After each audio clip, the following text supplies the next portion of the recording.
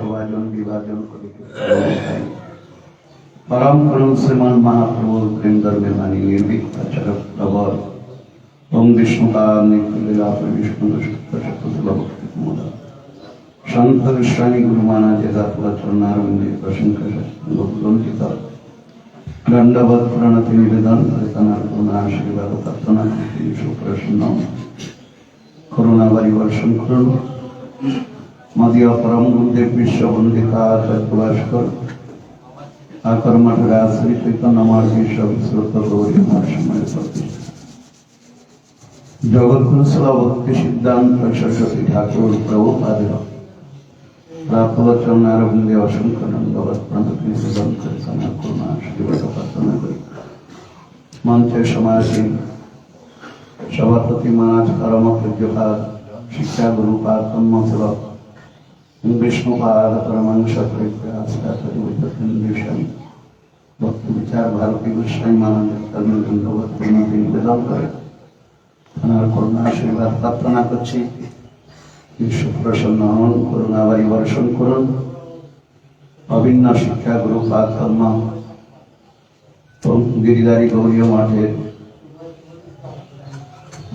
प्रतिष्ठाता आचार्य परम पूज्यपाद ओम विष्णुपाद परमांश विद्यास आचार्य निखिला परिष्ठम भक्ति प्रसाद मधुसूदन गोस्वामी महाराजेर चरणे दंडवत प्रणति निवेदन करे मठের वर्तमान आचार्य परम पूज्यपाद अमृतानंद भारत महाराजेर चरणे दंडवत प्रणति निवेदन करे समुपस्थित धामभूषण स्वरूप समाज प्रतिदंडी पादगणेर चरणे दंडवत प्रणति निवेदन करे ब्रह्मचारी वृंद परम पूजनीय वैष्णव वृंद कृष्ण कथा पिपासु भक्त वृंद सत्य मंडली परम पूजनीय मातृवृंद चरणे दंडवत प्रणति निवेदन करे सবার परम्परा आशीर्वाद प्रार्थना करছি আমরা শ্রী শ্রী গুরুপাদ মনের অপার করুণাকে অবলম্বন করে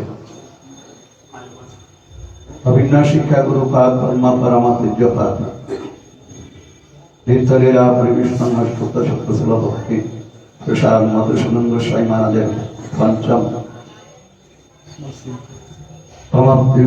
বিরহ তিথিবেলা মহামৎসবকে উপলক্ষে করে আমরা সবাই একত্রে সম্মিলিত হয়েছি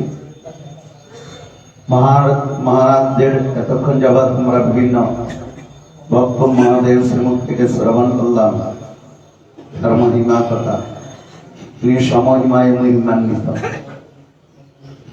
আর প্রায় গুরুপাদের দর্শনে বেহালায় যেতেন বেহালায় গেলে গুরু মহারাজ বলতেন মহারাজ এসেছেন প্রসাদ পাবেন থাকতেন গুরু মহারাজের সাথে বসে কথা হরিকথা আলোচনা হতো প্রশ্ন উত্তর মহারাজ কথা বলতে বলতেন আপনি তো এখন বেশ অপূর্ব প্রচার করছেন আপনার ছেলেরা সব আসেন মহারাজ সব অমৃতানন্দ ভারত মহারাজ ব্রহ্মচারী মাধব মহারাজেরা সব দল বেঁধে যেতেন গুরু মহারাজের তো গুরু মহারাজ খুব আনন্দ পেতেন মহারাজ আপনার ছেলেরা আসে আমি এদেরকে নাতি বলে বরণ করি খুব আস্তে আস্তে বলতেন আপনি বেশ প্রচার করছেন অনেক শিষ্য সেবক আপনার রয়েছে এখন মহারাজ দেখুন এতক্ষণ যাবৎ মহারাজের কথা আমরা শ্রবণ করলাম মহারাজ সর্বদা মহারাজ তখন বললেন মহারাজ আমরা আর প্রচার করছি কোথায় আমরা তো প্রচার করার আমাদের ক্ষমতা নাই আপনারা সমস্ত চাষ করে জমি উর্বর করে দিয়েছেন বীজ বপন করে দিয়েছেন আমরা সেগুলা ভেঙে খাচ্ছি আমাদের তো কোনো ক্ষমতা নেই প্রচার করার এইভাবে মহারাজ খুব গেলে গুরু মহারাজের কাছে রাত্রি যাপন করতেন কোথায় থাকতেন একবার গিয়েছেন দোতলায় কাজ হচ্ছে গুরু মহারাজের দর্শনে নাট মন্দিরে শয়ন করেছেন মহারাজ নাট মন্দিরে দোতলায় কাজ হচ্ছে নাট মন্দিরে শয়ন করেছেন রাত্রে গুরুপাদ আশ্রয়ে এসেছি কোনো ব্যাপার নাই যদি মহারাজ আমাকে নাট মন্দিরের ব্যবস্থা করুন কোনো চিন্তা নাই কোনো চিন্তা করবেন না নাট মন্দির মহারাজ যেখানেই যেতেন দর্শন পেলে মহারাজের সর্বক্ষণে সহাস্য বদন তিনি হরিকথা ছাড়া অন্য কথা তিনি আলোচনা করতেন না। আর সর্বক্ষণে হাস্যবদন। ঢাকা মঠেও যখন মহারাজের যেতাম, মহারাজ থাকতেন, এক বিছনায় শোয়াতেন। বলে যদি থাকে সুজন, তেঁতুল পাতায় 9 জন। আপনি গুরু ভাই, গুরুদেবের সেবক এসেছেন, 2 ভাই এক বিছনায় শয়ন করব। তাই মহারাজের খাটে সঙ্গ দিতেন ঢাকা মাঠে। তখন তো এখন অনেক বইব, ওখানে তো ছিল না সংক্ষিপ্ত জায়গা।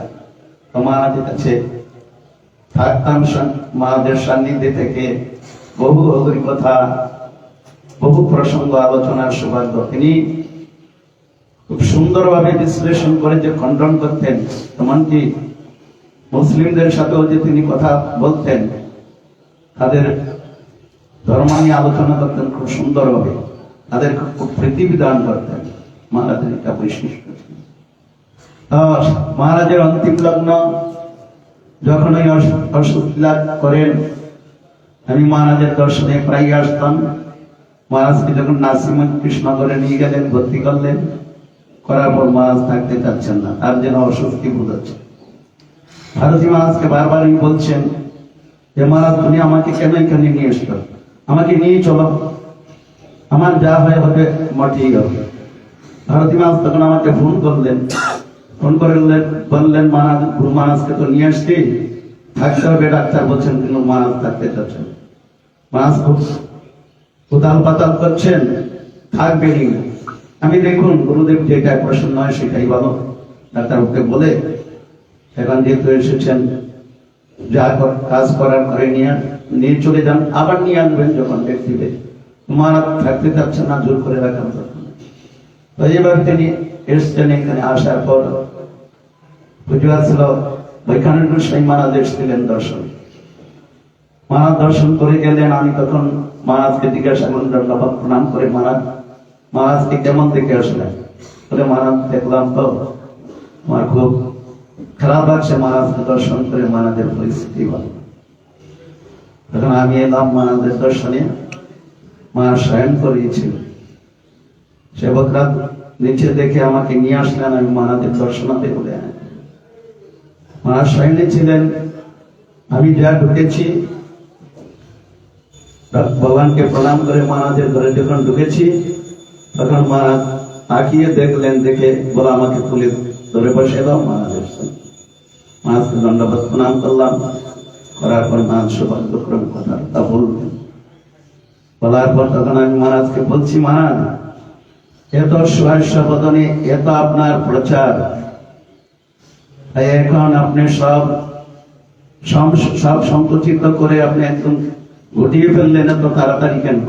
এত আনন্দ আপনি দিয়েছেন সর্বত্র, সর্বত্র আপনি যে হরিকথায় যে আনন্দ দিয়েছেন উৎসবাদিতে, এত উদ্দণ্ড নৃত্য কীর্তন।